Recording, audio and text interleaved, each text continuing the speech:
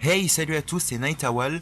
Je vous ai demandé sur Facebook si vous vouliez que j'analyse les teasers de Civil War et X-Men Apocalypse diffusés durant le Super Bowl, et comme vous avez été plusieurs à le vouloir, eh bien je l'ai fait.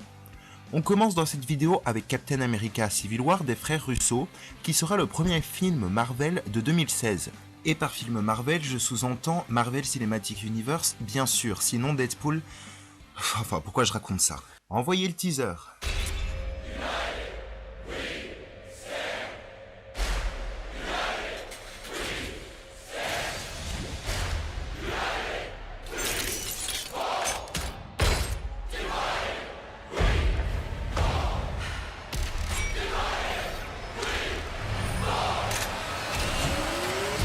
You chose the wrong side.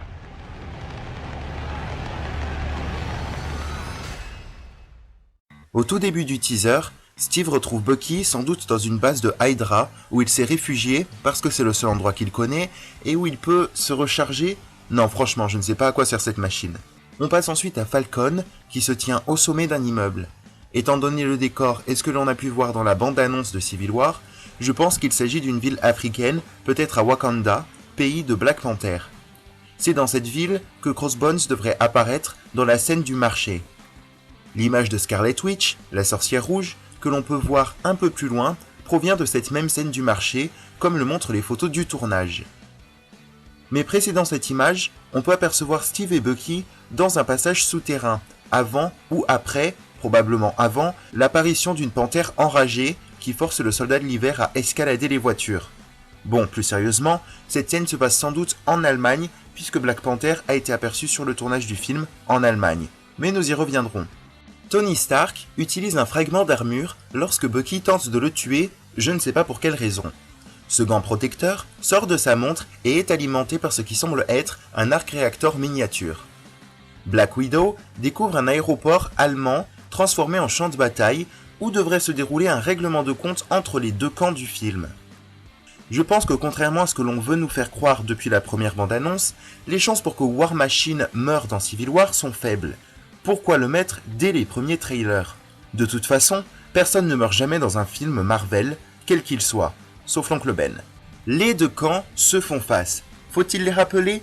Dans la Team Cap, hashtag Team Cap, on retrouve Captain America, sans surprise, Falcon, Ant-Man, Hawkeye, Scarlet Witch, Bucky et Sharon Carter, alias Agent 13, qui se caractérise dans la promotion du film par sa non-présence. Bon, c'est pas vrai, elle apparaît dans la première bande-annonce ici.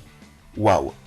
Face à la Team Cap, hashtag Team Cap, se tient la Team Iron Man, hashtag Team Iron Man, qui est composée par War Machine, Black Widow, Iron Man, Black Panther et la Vision, qui apparaît ici pour la première fois dans une bande-annonce de Civil War. Enfin bon, pas de changement notable. Par contre, il y a du changement chez Ant-Man. Si son costume reste plus ou moins le même, le casque est visiblement différent de celui qu'il portait dans son film solo.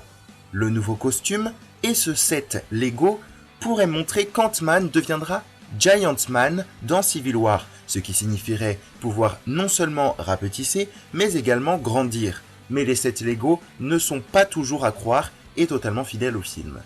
Par ailleurs, sur le même plan, les griffures sur le bouclier de Cap ont sans doute été faites par Black Panther, peut-être suite à leur rencontre dans le tunnel, puisque le métal sur son costume est du vibranium, métal le plus solide au monde et provenant de son pays d'origine, qui est également le principal composant du bouclier du Capitaine. Il semble donc logique que ces griffes soient les seules à pouvoir laisser des marques. Voilà, je l'ai fait, une vidéo de plusieurs minutes basée sur un TV spot de 30 secondes. Bon, je retourne me coucher. Non, sérieusement, on se retrouve très bientôt avec l'analyse de X-Men Apocalypse. Abonnez-vous, commentez et à plus tard.